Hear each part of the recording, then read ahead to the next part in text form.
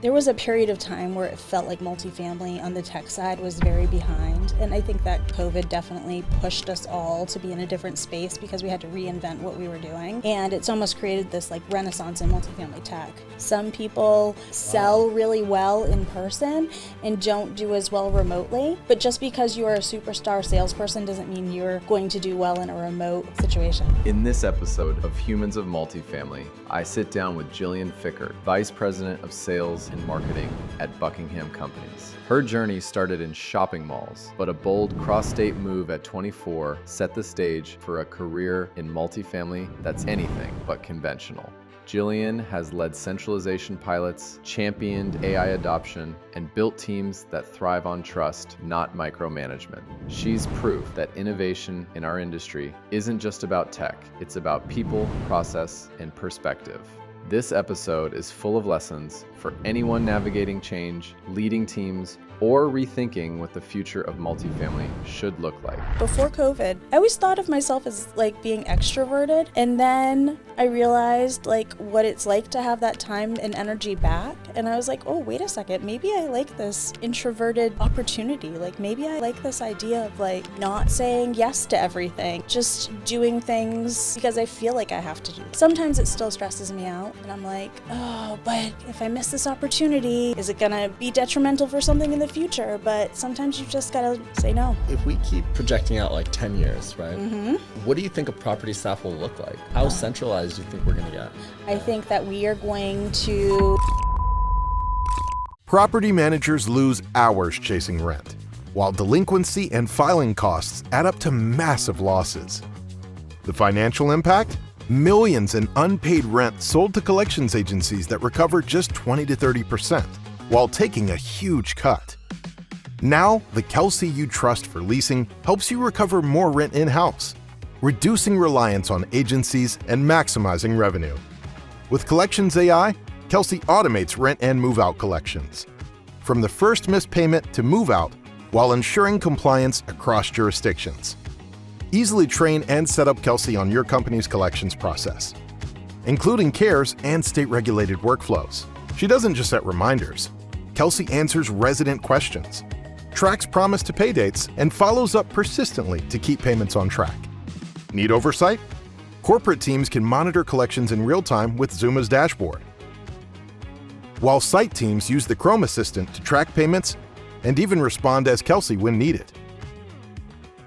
Kelsey also evaluates resident risk with AI, providing instant insights to help you make smarter renewal decisions. The impact? Doubles collections velocity, reduces filings, cuts site team workload by 85%. Stop leaving rent revenue on the table. Let Zuma's Collections AI handle the heavy lifting while you focus on what matters. Get started today. Yeah, so the thing is, the three of us have never traveled together at all. Okay. Or never knew each other. Oh. So there's like, when I actually like pause and think how many things that had to go right and then how many extra logistics it is insane. Like imagine traveling with three people Yeah. that you don't know. How did you come together? I'm interviewing you now. I know, you're interviewing me, which is fine. You can ask me questions because it's a conversation. I have to like remind people that they can do that. So one of my mutual friends who is helping me with a lot of the content and the podcast stuff actually introduced us. He knew both of them separately. Okay. And yeah, I interviewed a couple people, but not many. I was like, okay, let's just do this. And then only a couple days before we were actually about to do this, I was like, wait, like it's probably like, I guess I didn't think about like the risk of not getting along with people in an enclosed 75 square foot place. Yeah. It's worked out? It's worked out. It's been fun. Yeah, it's been fun. We spent a lot of time together, but we've had a bunch of conversations about everything under the sun. Yeah, it's one of the favorite parts of the day is like getting a meal after we've been kind of not, because you just have all these like logistical things. If you're at an RV park, sometimes you can't. The one thing that we messed up on is not getting a car towed behind us. Oh, okay. So every time we go out, we have to get an Uber, which Yep. the Ubers are either really expensive or they take 20 minutes to come. So by the time you like go and come, it's like an hour and a half Right. thing. Right. So Okay. Because you're driving the RV. It's not as if you're pulling something, right? It's Yeah, like exactly. a drivable We're driving- RV. we're driving so, an yeah. RV. So, Yeah. so you'd have to tow it. yeah, so your husband couldn't convince you to get an RV? No. Maybe you can convince me, Maybe and I he'll can be convince happy you. when I go home. How are you? How did you guys meet? So it's a bit of an interesting story. So, I actually moved. I'm from Massachusetts. I grew Okay. up there my whole life, and What part of Massachusetts? the South Shore. So, about 25 minutes from Cape Cod. Okay. So, grew up there my whole life. I had done an internship in college in the shopping center industry. So I worked in shopping center management. Okay. So How did you choose that? it was available for internships when I was looking for one. Okay. It's just like multifamily. I Yeah, fell yeah, right yeah. into it, Yeah. right? So I had done the internship, and then they hired me on full time to cover an FMLA leave, and stayed on. And then I was like, well, I kind of like this. Maybe I want to do this. So they had over 100 shopping centers across the country. So I had, on a whim, applied for a position. It was an assistant marketing manager role in Pennsylvania. I interviewed for it, and I moved within a week and a half. Wow. It's funny because when you were just From telling me Massachusetts to Pennsylvania, yeah, I didn't know anybody. I just up and moved, and I was 24 years old. How did you get a place and everything so quickly? So luckily they relocated me. So I lived in a hotel for a little bit. And the funny thing is that one of the women that worked in the office with me, she was so kind, and she was like, I'll, let you know where you should move, where you shouldn't move, give you all the tips and all of those things. So I ended up finding an apartment, and of course I didn't know anybody. I bought a bed from, this is really going to date me, Bombay Company, which was in the outlets there, and they didn't deliver. So I was like, you know what, I really could use your help. Do you know anybody that has a truck? And she's like, yeah, my brother-in-law has a truck. And I was like, oh, great. Do you think he could help me pick up this bed and bring it to my apartment? She's like, yeah, no problem. We set it up, and we've been together ever since. Wait, it was her brother-in-law. It was her brother-in-law. Yeah. That's crazy. Yeah. Yep. So that was probably like a month into me moving to Pennsylvania. So, and I never left. It was supposed to be a training position where, you'd work there for 18 months and then you'd move on to be a marketing director somewhere. And I wanted to stay. So I ended up leaving that company, going to work for another one that allowed me to stay in Pennsylvania, and I'm still there. That's so crazy. Yeah. That's like a classic movie story or something. I know, it really is. And of course there's all kinds of like side stories there. Sure. It's not, picture perfect. So what, and this was, you said it was an assistant, what was the role again? So it was an assistant marketing manager for a shopping center in Lancaster, Pennsylvania. So I literally was driving the 8 hours from Massachusetts to Pennsylvania. Like, what did I do? I'm like driving through farmland, like hyperventilating. Like, what did I do? I'm moving to Pennsylvania. So it was definitely like, just like you were just saying with, taking on RVing. It's like, wait a second, I didn't really think through all of these logistics, and here I am, and I'm making it work. So are you like naturally pretty adapting as a person, or do you do things like kind of on the whim? I think it's a mix of both. Now, as I've gotten older, I like to be a planner, and I like to know all the logistics and all of those things, but I will do things on a whim, for sure. Yeah, I recently went to Mexico City. And I don't plan like things. Historically, I haven't really been a planner with work, with things. It feels like there's too many things to manage, so I'm not going to like over manage something. But I went to Mexico City for my birthday. I was celebrating my birthday with like 10 friends, and I really wanted to like make sure I got it right. So I actually planned the whole thing. Yeah. And I kind of walked away from that weekend being like, wow, this was actually way better than I thought. Versus me just like randomly like falling into something. Today? What are we going to do today? Yeah. And then dealing with things on the fly. And now I'm like reevaluating whether I should be more of a planner. Yeah, I think there's a balance between over planning and not having fun because you've over planned something. Like you have to check it off the list. And then just like having a plan of what you want to do and the options that are available to you. I just, last year, my daughter on her 11th birthday, she's very much into theater. So we took her to New York City for the weekend for her birthday and went to a few shows. But I was a little overwhelmed thinking about planning it, so I used AI to plan it, and it was amazing. It's like we didn't do all the things, but it at least kind of just gave me an idea of like what we could do. So it was cool. Do you use the speech to text feature? No, I don't. Were you just typing it? I was typing it, yeah. So you know what's so cool that's changed my life is just using either your phone or laptop, clicking that like the button where it lets you talk. Yeah. But not the voice to voice, not where you talk and then it talks back to you, but where you just talk and then it converts it to text and then it just sends it. Oh. And rather than you typing out the whole thing, you can just ramble for like 2 minutes. It's like, I have a daughter, she likes this. Right. We want to go to Disneyland and we want to make sure we do all the fun rides and we want to get a food after. You can just like talk for 2 minutes and then it gives you the whole plan. Well, that's even easier. I'll do that so next you should time. do that. You should do that. So then how did you transition to multifamily? Yeah. So I stayed in the shopping center industry for a while. I actually was like marketing manager of multiple shopping centers. And then I went into a few different corporate roles where I worked in customer experience. And then I also, I was on a team that planned all of the Santa and Easter Bunny experiences at all these malls, right? Like now I look back and I was like, wow, that's kind of crazy to think about. But I don't take my daughter to the Easter Bunny. I think it's creepy. Really? Yeah. Yeah.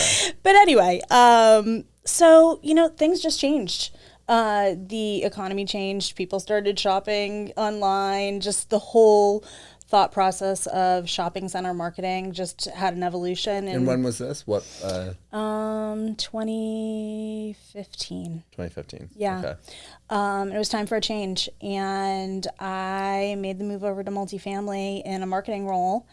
And there's a lot of similarities, a lot of things that I was able to bring over. And I would say back in 2015, I think that today we are much more innovative in the multifamily industry. But back then it was still a lot of like a little bit behind. We weren't quite there in multifamily. So I was able to bring a lot of the real estate marketing that I did on the shopping center side and kind of convert that over. So it was really interesting to kind of see how there was parallels, what we weren't doing in multifamily that we were doing to drive traffic and retail. So it was like a really interesting transition. So in that role, I was there for a few years. Then I became a director of property marketing and stayed at that company for 8.5 years. That's becoming increasingly rare. I know. Right? It is. It definitely seems. What prompted you to stay at a company for so long? The people. I think it's always the people. I am really passionate about either teams that I'm building or people that I work with. And I think when you work with really great people and you have those relationships, it makes you stay. What does it feel like to work with great people? It's super fulfilling. It's like, you get to hang out with your best friends and have that camaraderie and similarity. And, I think that in this industry, a lot of people don't really know what we do. Like, what do you mean you market apartments? And it's kind of one of those things that's a bit behind the scenes. So, when you're working with other people that are in the industry, they get it. Mm-hmm. And I think that's, something that brings all of us together. I think as an industry, it's pretty tight-knit. It is, yeah. How does it compare to the shopping industry? I think there's similarities for sure, but the volume of locations is different. So I think that it's just there's more opportunity. There's more companies. There's more. With shopping or with multifamily? With multifamily, yeah. Mm. I mean, there's small to large PMCs. There was like big players. It's not as if you worked, I wouldn't normally call up another property management company on the retail side and say, hey, have you tried this product? What do you think? There isn't as much as that going on as there is in multifamily. The contacts, the networking, which I think is really different and cool for our industry. Yeah. Did the shopping industry though feel like, because one thing that you keep hearing in multifamily is how everybody emphasizes the family part, right? Oh yeah. What I'm trying to understand is, do we feel that way just because we're in that industry and this is what we know, but other people in other industries also feel that way? For example, like in shopping, did you feel that same, was it the same kind of vibe with? I think with teammates, yeah. With teammates. Yeah, I think with teammates. I do see what you're saying though. Like, we're creating people's homes. It's not as if you're selling a pencil, and you're selling an experience, you're selling a point in someone's life. So I think that's a little bit different. I think that when it comes to the people though, I think that everybody is very connected, and you cross paths with people, whether it's on the supplier side or on the PMC side, and there's, people kind of stay and they jump around a little bit, and it's just, you kind of follow people's journeys. Do you feel like you'd stay in the industry for the rest of your career? I mean, who knows what's to come, but, I recently started at the company that I'm at now at Buckingham about 1.5 years ago, and I had that opportunity where, do I want to stay in the industry? Do I not want to stay in the industry? What does that look like for me when I was, had that transition in that time? And I definitely wanted to stay in the industry. Like, it wasn't even a thought that crossed my mind to leave. So Daniel Paulino, who you may know, I feel has this theory that the best product doesn't always win. Yeah. On the vendor side, it's the product that is able to get to market, or what is your thought process on that? I think that there's a lot of variables within our industry. It's networking, like we just talked about, like, who do you know, who can you get in the door with, how does it work with your tech stack? I mean, that's huge. Everybody has a different situation. Even if you paired apples to apples, there's always a piece of it. Maybe you're using this type of lease versus that type of lease versus this, whatever that looks like. And sometimes there's like deal breakers there that if it doesn't work, then it's just a no-go. And then I think also price. I mean, especially in marketing budgets, we have to make hard choices. There's definitely products out there that I would love to use, and it's just like, I can't make it work right now. Maybe in the future, but you've got to make some of those decisions. So I think that sometimes you can have the best product, but maybe it didn't check all those boxes to be able to make it work. You've got to figure out how to get there eventually. How do you feel like AI is going to impact like budgets for marketing? Like, what's going to get streamlined? You mean in building them, or like products combining? Yeah, products combining. And I think that the next few years are definitely going to be interesting. I think that there's going to be more opportunity to kind of combine resources and streamline and things that maybe we have in place to help our teams be able to manage social media or reviews or all of those things. I mean, it's already happening, but I think it's going to streamline even more, where AI is doing some of those things for us, and it's in a specific stack, so we don't need as many different products to be able to manage those things. So I think right now, as an industry, I don't think we're quite there yet, but I think it's coming. I think for sure. I think that, like I said earlier, there was a period of time where it felt like multifamily on the tech side was very behind. And I think that, COVID definitely pushed us all to be in a different space because we had to reinvent what we were doing. And it's almost created this like renaissance in multifamily tech. Just what we are interested in, what risks we're willing to take. Why was that? Why did COVID accelerate everything? And I think that we had to, in a lot of ways, companies were not necessarily set up to be nimble. and didn't have the tech there to be able to reinvent what we needed to do. It was kind of this is what we've always done type of situation. And I think that definitely changed the mindset that you can't stay stagnant anymore. In your day-to-day outside of multifamily, you mentioned you use AI, at least for planning. Yeah. Where do you feel like the opportunity is to use more AI in multifamily that doesn't exist today? You mentioned social media management. Do you think there's opportunity to build like AI tooling for, like, what else would you want to see? I would love to see AI inserted more into budgeting processes and expense management, and just being able to work through all of that for us. I think that obviously every company is different, but a lot of marketing teams are building out budgets that then properties are responsible for. And I think that streamlining that and getting to a place where we can utilize it for our financials and feel confident in it is going to kind of change the game on the numbers side, outside of the fancy tools that are customer facing. What is the budgeting like? How does one on the marketing side actually set budgets? What is that process like? Oh, that's a loaded question, isn't it?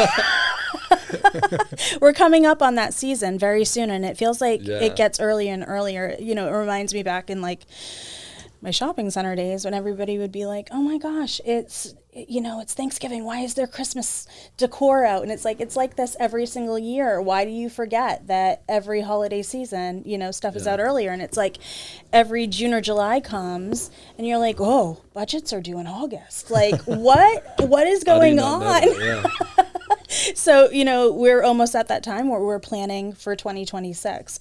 So, we're reaching out to our suppliers and vendors and determining what does that look like? What is pricing going to look like?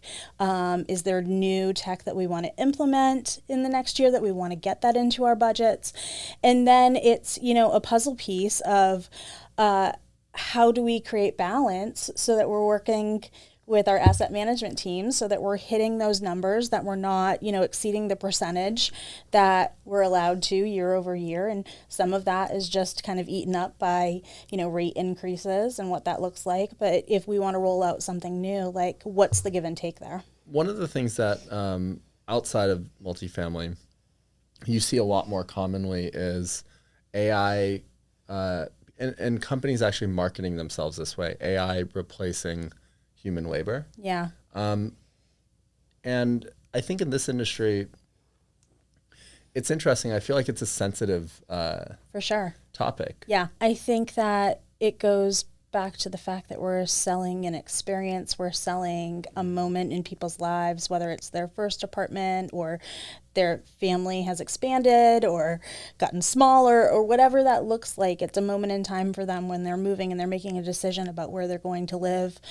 Usually for an entire year. Lately, it's more like 15 months, of how we are trying to create lease terms. But I think that there's a personal touch there that we always need to have a piece of that in the mix. I think it's definitely changing.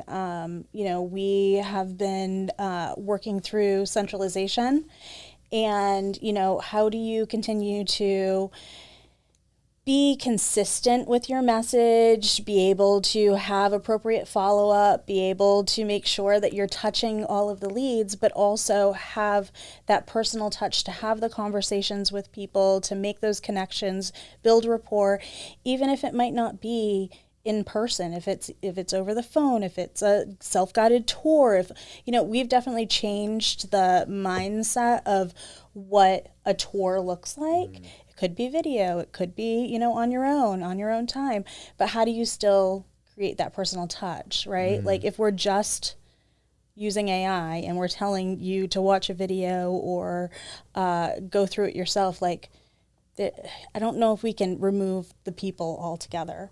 And from your experience being in the industry for, you said you joined when in 2000? Yeah, it's been about 10 years. 10 years, yeah. 10 years.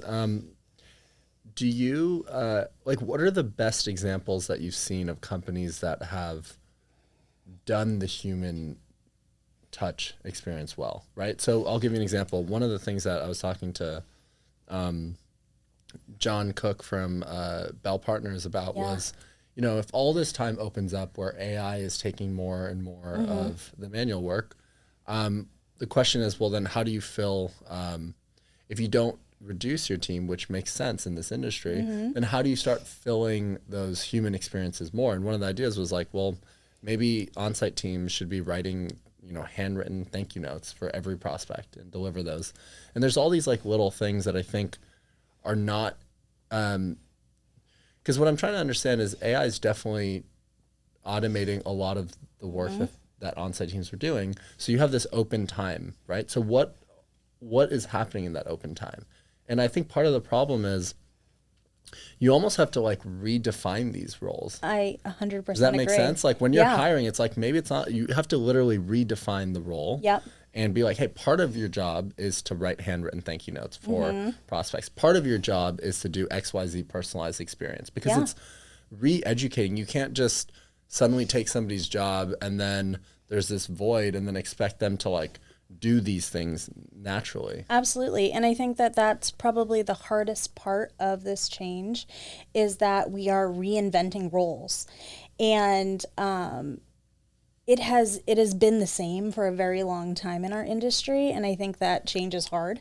So I think when you look at these situations where, you know, if you do have AI helping in the background, or you have certain softwares that are streamlining so that it doesn't take as much time, it does open time, but can you have someone handle more than one property in that silo of the business and allow for opportunities with other positions to do things differently? And, you know, maybe it's a different focus on resident services. Maybe it's taking out, you know, the collections piece and not having to have the person that's on site also handle the collections. And, you know, how do you reinvent those situations so that it is a bit different? Because in the traditional model, you essentially have, you know, whatever walks in the door, right? You never know. You literally, I mean, people will say that about multifamily. I love working in multifamily. You never know what the next day is going to be, good or bad, right? Like you could have a situation where you have a great leasing experience, and then the next person walking through the door is like losing their mind over who knows what, right? So I think if we're kind of dividing those situations out a little bit, then it's giving our teams more opportunity to do what they do best and create roles to fit that. So how do you, what does that look like in practice then? Is it like retraining? Oh, Or for is sure. it- okay. Yeah. I think it's retraining. I think it's changing mindset. You know, we have in our pilot, we have taken our leasing team and made them remote, so they don't have those touch points in the office. And they're selling multiple properties. They're helping the team they're helping the prospect get to the point where they can hand them off to the property team to be a resident. So it's kind of, it's really changing the way that we think about what that process looks like. And what is the property team? The property team will be a property manager, the maintenance team, and then depending on how large the property is, someone that's focusing on resident services as well. So, and then leasing will be completely centralized. And then who will be doing the tours and stuff? Self-guided tours and video tours. And you've been piloting this already? Yeah. Across how many? About 6 assets. Okay. And for Yeah. how long? A year and a half. So tell us about that. What have you seen? We are probably on our 4th iteration, and I think that that's the piece. You have to change. You have to be nimble. You have to try things, and if they don't work, then you have to try something else. Yeah. And we're constantly trying to make sure that we're getting feedback, that we are, you know, using the right tools, and determining what that looks like. And I don't know, you know, if there's ever going to be a playbook for what's perfection in multifamily, because, you know, it goes back to what makes sense for your company's goals. What does that look like? Like, what's the end game there? But I think it's like an evolution of what could come. So we are gearing up by the end of the year to look at what does that next group of properties look like to roll into centralization. So Wow. things are working. Yeah. What have been the biggest like surprising challenges, I guess? What surprised you about? A few things. I think that knowing who your star leasers are, it doesn't mean that they're going to be a star in centralization. Some people really sell really well in person and don't do as well remotely, and that's okay. I mean, we are not one or the other. We have options in our company where if that makes sense, then we have a seat for you in a role like that. But just because you are a superstar salesperson doesn't mean you're going to do well in a remote situation. That's actually really interesting. So what makes somebody a good centralized leaser? I think being able to remotely build that rapport, to be very organized and follow up appropriately, because you are really guiding them through that entire process and getting them to be resident ready by the time you're handing them off. So there's a lot of pieces there that you need to be organized with. So I think that there's a different skill set there that, yeah, you need to be a great salesperson, but does that carry over when it's not in person? Yeah, and this is why I think the whole point about redefining roles is like really important. Yeah, absolutely. Yeah. Absolutely. And I mean, the same thing on the other side, if you have a property manager at a conventional site, it doesn't mean that they're going to be a great property manager in a centralized situation. And that might just be their preferences of how they manage a team, because essentially what happens is with leasing centralization, you're kind of pulling a bit of that responsibility off of that site team member, and it's not the same as, you know, a traditional situation. So somebody that's in a property manager role might not love that situation, or they might actually love it and you know, be able to focus in different ways. So I think it doesn't, you have to find the right people for the right roles, and I think that that's a challenge.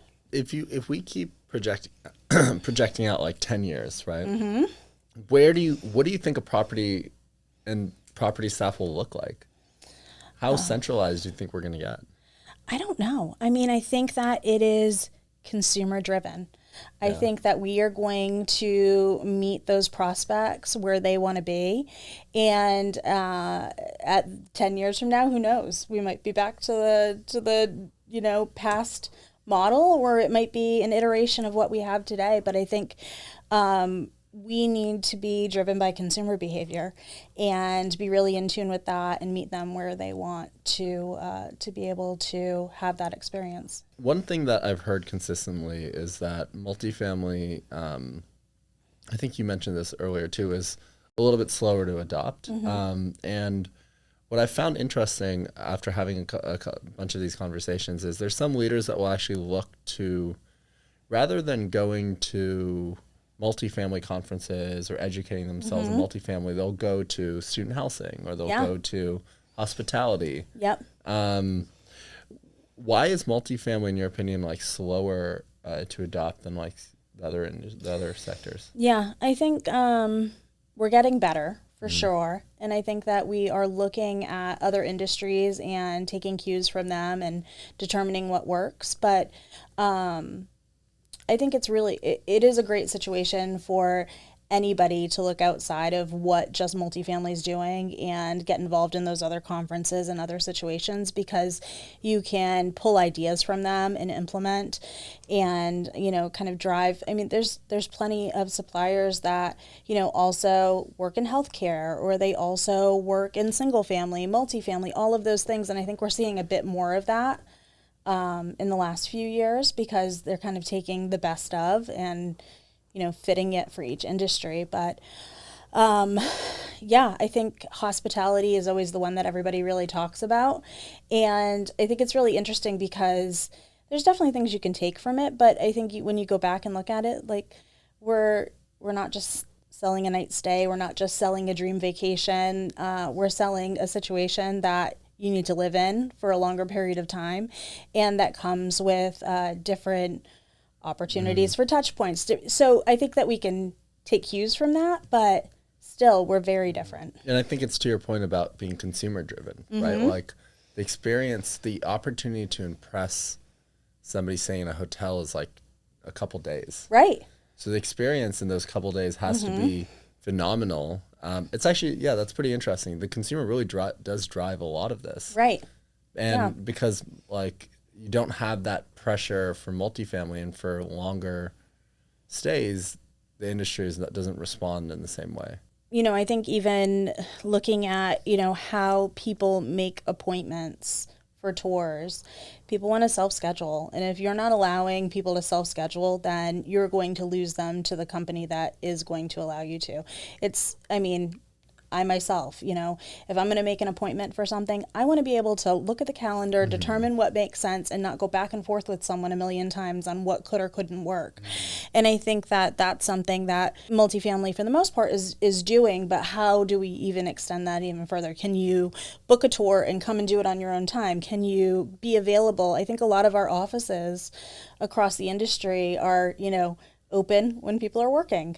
How do you extend that and make availability for people to do things on their own time? So I think there's a lot more of that needs to be caught up on. Since you're about a decade in the industry, what crazy stories do you have from residents or on-site?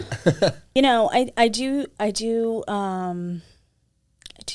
kind of get like, oh, I didn't really have that on-site experience. I really envy people sit in my seat that are like, I came into the industry, in a leasing role way back when, and I have all of these crazy stories. And I'm like, man, I missed out a little bit. I don't necessarily have those crazy stories on site, and sometimes I wonder if that's a blessing or a curse. Yeah, actually. That's so true. And on that point too, what I'm really curious about is because we have so many of those stories where people have come from the industry being on site. Yeah. There's this theory that sometimes when you want to solve something or you want to innovate or do something different, it's actually better to not have any experience, right? Because you look at the world or the industry or the problem with fresh eyes. Yeah. Have you ever thought about how not starting in the industry from the very beginning has positively or negatively impacted you? Yeah, I think you're right on with that, and I think that that is something that I've leaned into a lot, is that fresh eyes perspective of, how could this possibly work without the barriers of saying, no, it's absolutely not going to work.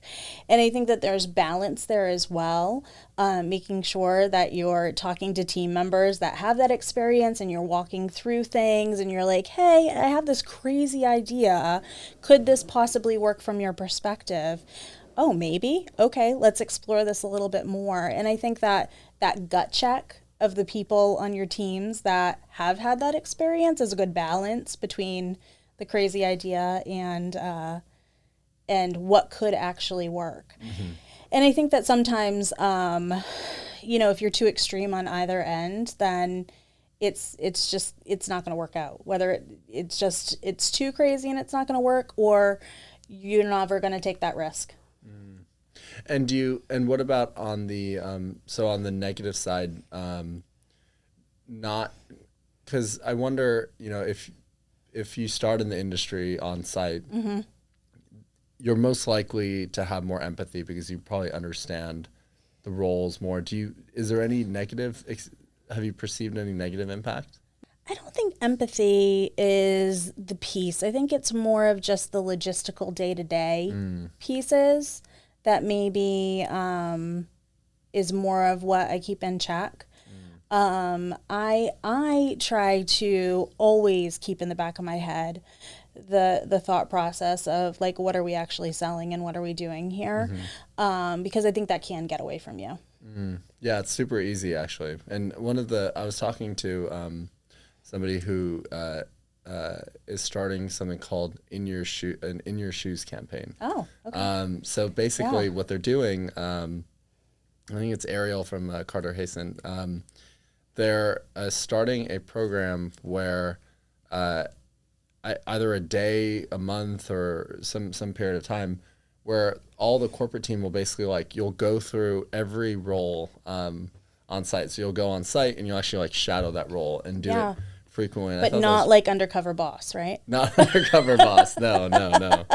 But I thought that was kind of interesting. That is very cool. I think that's a great idea. Yeah. And I think that it also builds camaraderie. I think that anytime there's opportunity to get out on site for projects or walks or, just being able to lend them a hand, I think that there is that appreciation, because sometimes it's kind of viewed as, who's making these decisions? Who came up with this? And I think that being able to kind of create those relationships is super important. Does the on-site team feel that way generally? Like, we're kind of getting these orders from upper management, and I think it depends on, what that looks like, but I have heard that before from feedback, just generally, not necessarily a marketing initiative, but just overall, in outside of our industry too, of, is there a disconnect? Yeah.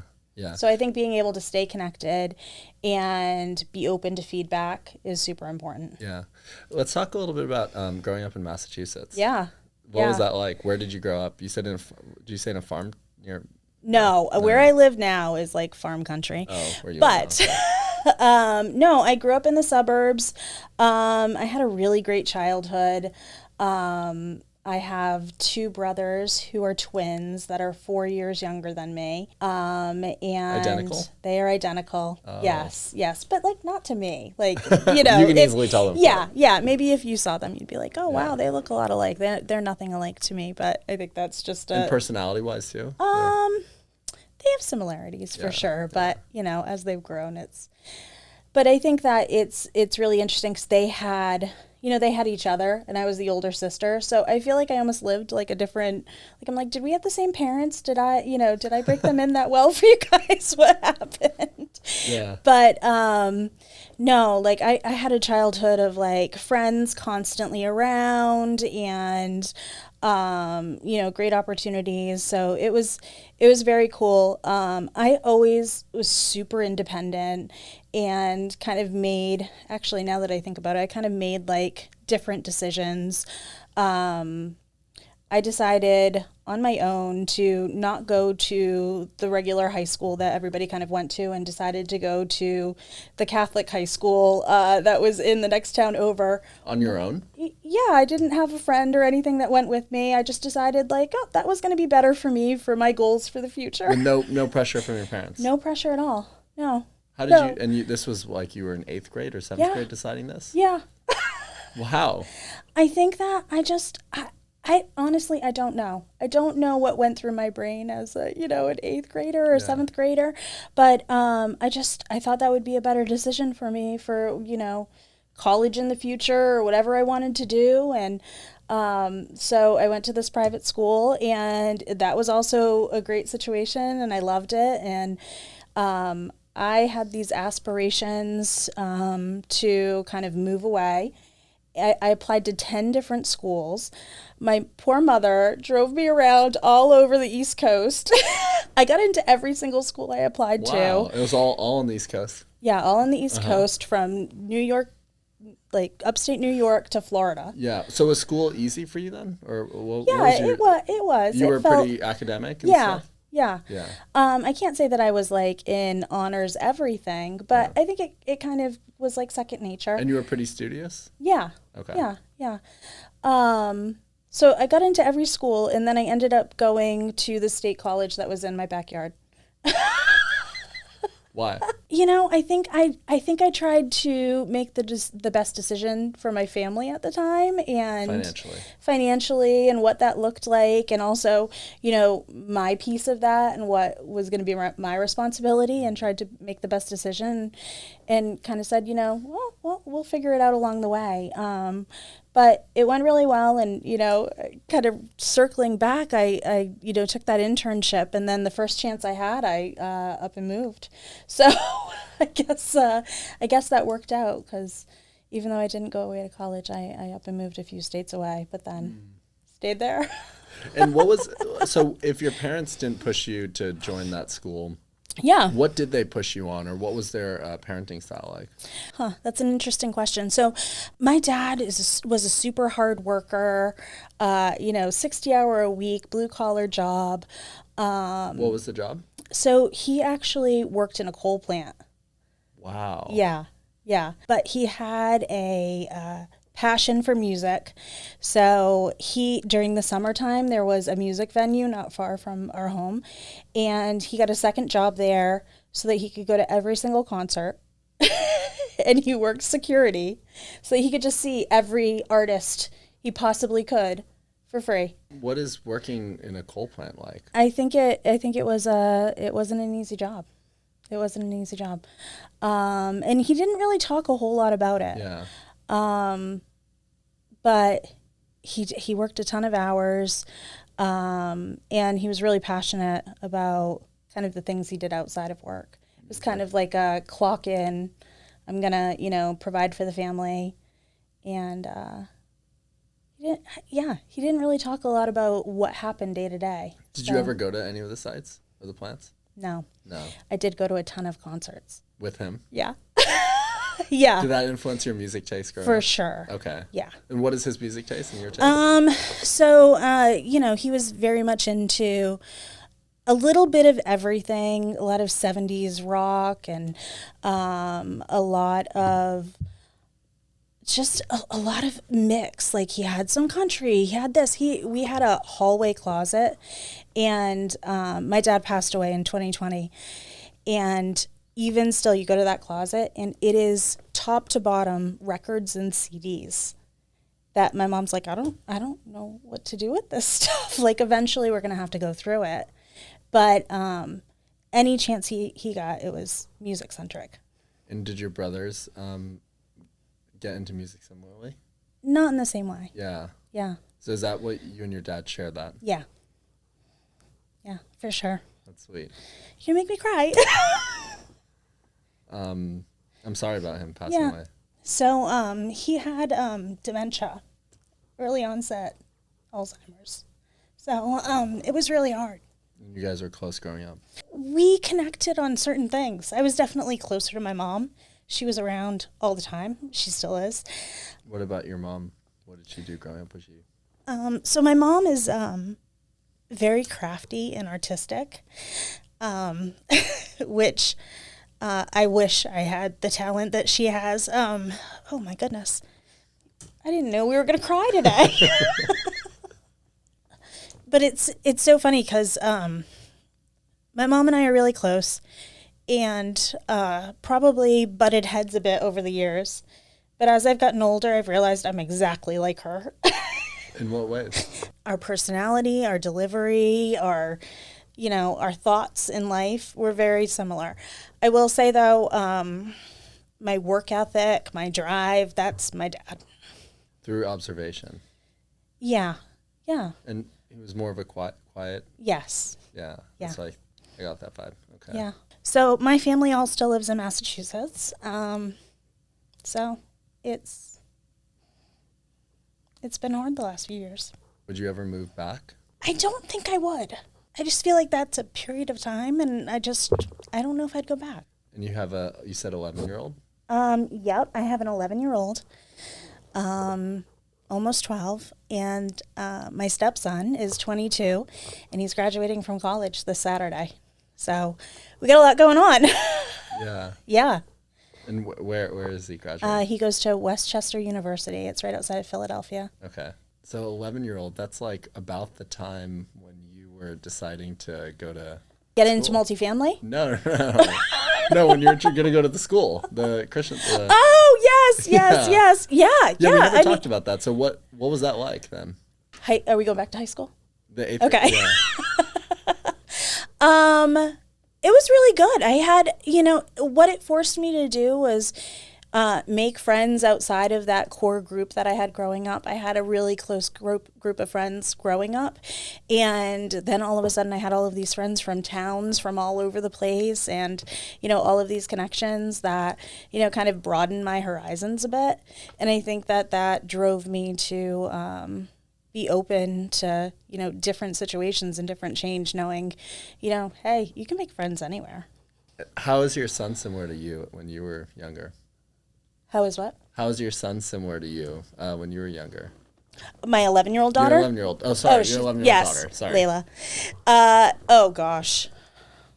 You know how your parents say, just wait? And they're like, just wait, there's going to be payback. Like, you're going to have a child just like you. And she is just like me times 10. Is she really? Oh my gosh. She is spunky. She is confident. She is direct. She's independent. Were you like this when you were younger then too? Yeah. Always? Mm-hmm. Okay. Yeah. Because sometimes I wonder, I've heard like mixed stories where people were really shy as a kid. Yeah. No. I wasn't shy. Yeah. No, I definitely wasn't shy. I definitely got the social butterfly, comment on my report card in elementary school. And it's funny because I think before, not to bring up COVID again, but before COVID, I always thought of myself as like being extroverted. And then I realized like what it's like to have that time and energy back. And I was like, oh, wait a second, maybe I like this introverted opportunity. Like maybe I like this idea of like not saying yes to everything and not, always being on and not always just doing things because I feel like I have to do them. So I feel like as I've gotten older and as those opportunities kind of came up, like I've changed my mindset a bit of what that looks like and what that balance is. I think that happens, as anybody gets older.